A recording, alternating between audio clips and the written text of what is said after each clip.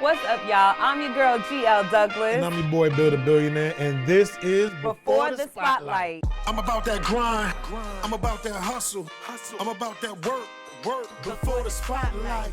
I'm about that grind. I'm about that hustle. I'm about that work. Before the spotlight. I'm about that grind. I'm about that hustle. I'm about that work. Before the spotlight. I'm about that grind. I'm about that hustle. I'm about that work. Before the spotlight.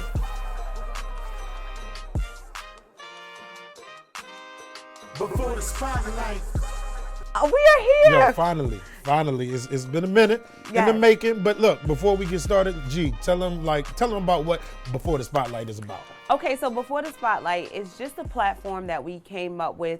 We know so many artists collectively who are on their grind, who are out there pushing, and they might not be known yet, but they are well on their way. We So see the talent. We see the it. talent, and I feel like this is a platform for them to get ahead and get it to the people that we know Right. and the other people that don't know about them, that need to know about them, because this is the beginning Right. of something big. Because we Right. got some talent that's gonna be on this show. Exactly. I mean, case in point, us. Hello. See, y'all know us, Come on but now. see, globally, they don't know us yet. You know something? But I'm gonna be honest now. We can't have Before the Spotlight without talking about us. You know, let's be honest. True. We're going to be here every week, so we might as well talk about us. So we're going to start it off with the queen of the show, okay? Miss G.L. Douglas. If y'all don't know, extraordinaire, comedian, actress, writer, she do it all. Thank you. All the good things. All the good Oh, I know. yeah. Yeah. I say the other stuff for my husband. Don't play. Don't play. You so nasty. but real talk. Like, where did you, how did you get started in comedy? Wow, it's so funny because I started comedy in 2003. Okay. So I'm a lot of years into the game. Season. Yeah, and that's the thing, and that's why this platform is so important, because people think that you just become an overnight success, but they don't see the work and the years that it takes to get to that point. It's so funny, I kind of just fell into comedy.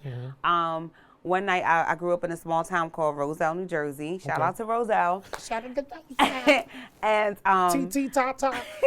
one night, I just said to my friends, I said, "Hey, let's go to Mike's Tavern." Now, mind you, Bill, I've grown up in this town. I've never been to Mike's Tavern. Gotcha. Went and I saw this man outside, and he was a little inebriated, and he's like, "Come to my open mic tomorrow." So I don't know what possessed me to say this. And I was like, well, if I come to your open mic, you going to let me do comedy? And he was like, well, are you a comedian? And I was like, yeah. And he was like, wait, you're a comedian and you don't know who I am? And I was like, no. So he wrote his name and number on a napkin. Okay. And he said, you go home, you find out who I am, you come to my open mic tomorrow, I'll give you 5 minutes. I was like, all right. His name was Bob Sumner. Ooh.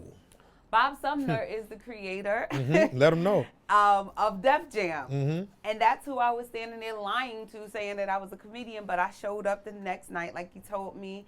The host was Hamburger, and a lot of people. Hamburger. And I remember watching Hamburger on television, and I said, can I get 5 minutes? And he put my name down. I went up to Bill. I didn't have a set. I just talked, and people started laughing. Yeah. And after I was done, Hamburger gets back on stage. He was like, young lady, who are you? And I was like, I'm Georgette. And he was like, he was like, how long you been doing this? I was like, I've never done this before. He was like, yeah, right. You like them girls you meet in the club, you take them back to their apartment. And he'd be like, I've never done this before. And I'm like, serious, I had never done it before. So he was like, so many people want to meet you. Regina King, Okay. the incomparable Regina King was there that night. Dope. She asked to meet me.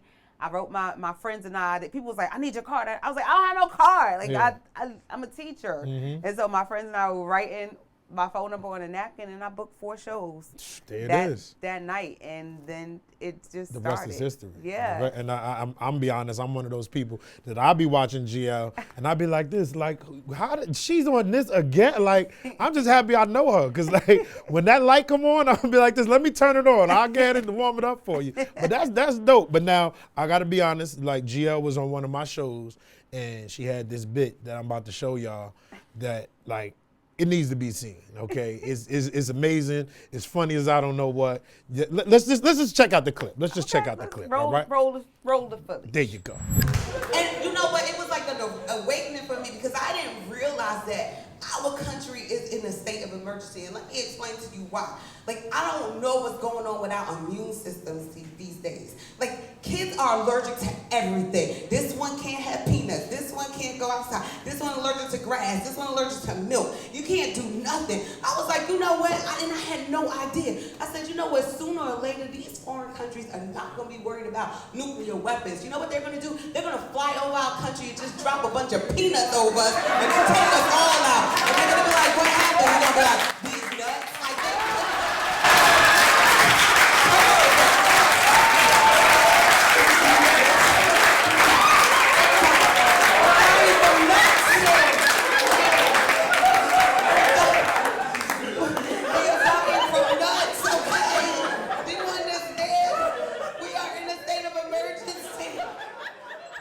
What I tell y'all, there it is right. These nuts. Yo, I'm telling you right now, these nuts is one of my favorite. Yo, when she did that, I was like, not GL. she said, we're just gonna drop peanuts and be like, these nuts. I was like, yes! I know, because I'm known as the good girl of comedy, but even the good girl of comedy got an edge. I mean, I got two kids, for God's sake. So. Listen, that's y'all gonna find out a little more about that story too. But wait, okay, so enough about me. We gotta talk about you, Bill. Yeah. How did you get into the game of comedy? I got into comedy by accident. Like Okay. honestly, I was hosting a showcase that people was doing like karaoke and stuff, and I was just up there hosting, being funny and bringing people to the stage. And then a comedian was there, Marshall Brandon. He came up to me and he was like, so when you gonna stop hiding your comedy behind hosting? I was like, nah, that's not what I do. He's like, nah, you need to go ahead and do that. So my man Omar Tomside at the time, he was doing the show. He was like, yo, you should go ahead and try this. So January 11, 2011, see how the name numbers and everything. That's my anniversary, and I went to an open mic that my cousin used to have down on First Ave in New York. And went out there, I brought all my friends. Okay. Brought all my friends, and I went up there and I was like, okay, I'm gonna do it. And it was like one of the small spots, and people was getting laughs. I'm like, I don't know about this thing. And I went up there and killed it. Right. Went up there and killed it. And after that show, somebody came up to me and was like, yo, you want to go ahead and do a show next week in Brooklyn? I was like, yeah, let's go ahead and do it. Mind you, I ain't never done this before, and I'm rocking out now. And after 6 months, I get a call from Capone. And Capone hits me up and was like, yo, let's go meet and talk. Never met Capone. Capone came to my college doing comedy and stuff like that. So we talking, and he's asking me about myself. He's like, how you gonna call yourself the billionaire, but you dressing like this? I'm like, I just had to fit it on and hoodies, like that's what I did. And so I started thinking about something. I'm like, I need to throw these suits on and, looking like the name. Okay. Next thing you know, my boss hits me up and says, so you're not gonna tell us you opening up at Caroline's? I said, what are you talking about? Capone didn't even ask me. He went and made a post on Facebook and had me, Burpee from DC, Derek Keener from Texas, and Top Flight from Philly. All of them on the show, opening up for his birthday show. We did 6 shows at Caroline's, my first 6 months in comedy. I'm like, at Caroline's? Wow. So did that, and ever since then, I just been running with it and everything. Now I love it. And I really looked at it as a thing was because I was acting first. And I thought that comedy was just me, so I didn't have to share that when it was just me. So I feel like I can do comedy and that can open my door for the acting thing. So it all worked out, doing it that way. So ever since then, I've been running with it, going on 10 years now. Nice. So I'm enjoying it, and now I'm here with you. I'm before the spotlight, and you killing it. And listen, one of my favorite sets that you have done today, it's hilarious. We're about to show that too. Let's go to it. Roll the footage. She's coming from our bedroom, and all I hear her saying is zoom zoom, zoom zoom. She get to the living room, and she had one of Jackie's sex toys in her hand, and that joint was on the double vibration. It was just zoom zoom zoom, zoom zoom. And I got so nervous and I got excited at the same time because we've been looking for that toy forever, you know what I'm saying? But kids put everything in their mouth, right? So that joint was like zoom, zoom. And then she started bringing that zoom, zoom close to her face. I never karate kicked the shit. I try to put in my daughter up quick. I was like, no, you're not. No, you're not. Look. Do as you're told, not as your mama do. Yo, you are nuts. Zoom, zoom. Zoom, zoom. Zoom, zoom. That double vibrate, that double vibrate different. You know, now we got our toys locked up in the safe. Can't lose that ever again. Oh my gosh, Billy, that is amazing. And let me tell you something very funny. I've watched you grow. I mean, we've met years ago. I remember at a church we were doing a show. Yep. And that's so funny because when I hear you do like that, and I'm like, because we normally work together in church settings. I was like, I ain't never heard that joke before. You can't go in church being like, zo. Yo, listen. I'm saved dish. You know what I'm saying? I'm saved dish. But I'm going to be honest, like, shout out to the Clean Comedy Link. Yes. Shout out to Joanne, our great manager, that she wants to fire us after every show that we do. Because we get ahead and walk that tightrope. Right. We do. But the churches know, like, we need Jesus too. Right. You We're know? human. He We're knows our heart. He knows our exactly. heart. He And knows our heart. listen, we as artists coming up in the game, it's important that people see all sides of us. Definitely. So, and it's important that you write to your audience. So listen, zoom. Zoom. Keep it going. Don't get it twisted. Look, before we, in every show, right? Every show. We said we are going to do a spotlighted question. And what that is we want to hear from you guys. So write us, email us if you have a question for myself or for Billy or for both of us about the entertainment business. Write us Even our personal life. Just send us an email. You can email us at beforethespotlighttv@gmail.com. So y'all can send that in. So we already got one email that I want to get ahead and read to y'all. And we're going to get ahead and answer a question, I think, for both of us. All right? So here goes. This is the question right here. Dear GL and Bill, congrats on the show, and I wish you both much success. I'm a new comedian and a mother of 3. How do you manage being a parent and giving your craft your all? Sincerely, new comic. Wow, now this is a question that is near and dear to my heart. I know your heart too. Yeah, me too.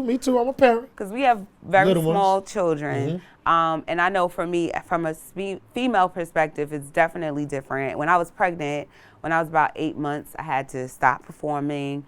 I had to turn down a lot of money. And so, and then it begins to play with your mind. Like, are people going to remember you and everything like that?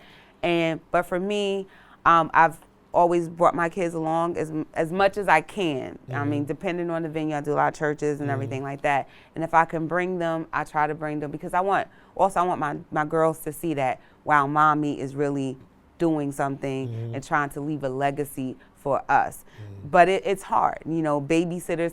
My prices have increased, you know, because I can't come out for $100 and I got to pay the babysitter $75. That don't even make good sense. Exactly. So what about you from a male perspective? From a male point of view, I mean, my thing is, I know right now I'm not going to have to do this forever. Like, you know, with the jumping around, being able to juggle, because I'll be able to just be doing this straight full time and stuff like that. So I want to give my all into the craft, you know what I mean? Because I feel like if I'm going to take this time to get ahead and go out and do content, I better be not playing around with it, you know what I mean? And at the same time, I want my kids to see the work I'm doing, because I'm going to get ahead and go do a comedy show, and I come back to my another full-time job with them, you know what I mean? But you got to get ahead and work out that balance. I think the balance is definitely, and it's good if you do have a support, you know. Thankfully, we both got a good support system, my husband, my wife, so it's definitely good. But, I mean, it's something to show your kids if you can get the kids to come around to be involved so they see what you're doing. And, I mean, I do sketches and stuff like that. You see, I'll be trying to put the kids in the sketches.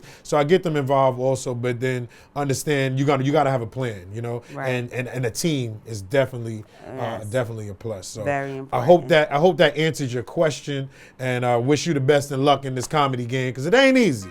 It ain't easy. But listen, people. But it can be done. Oh, yeah, definitely. It definitely can be done. Don't get it twisted. We are great parents. You know, as tired as we are, you can't see it. We just look that good. All right? So look, people, y'all, we need y'all emails. We need y'all questions, and we want to help y'all out. And look, y'all might even help us out. So make sure y'all email us at beforethespotlighttv@gmail.com, and we'll read your questions right here live on the show. All right. So listen, people, it's been a great show. This is episode number 1. Yes. And I'm ready. And I hope you guys have gotten to know us a little bit better. Yeah, you're going to get to know a lot more, too. Yes, definitely. Thank you guys for tuning in to Before the Spotlight. Tell a friend to tell a friend. This is epic. You guys are not going to want to miss not one episode. Not one. Too much talent. Don't miss out on this talent. And we'll see you next week on Before the Spotlight. We out of here. I'm about that grind. I'm about that hustle. I'm about that work. Before the spotlight. I'm about that grind. I'm about that hustle. I'm about that work. Before the spotlight. I'm about that grind. I'm about that hustle. I'm about that work. Before the spotlight. I'm about that grind. I'm about that hustle. I'm about that work. Before the spotlight. Feel that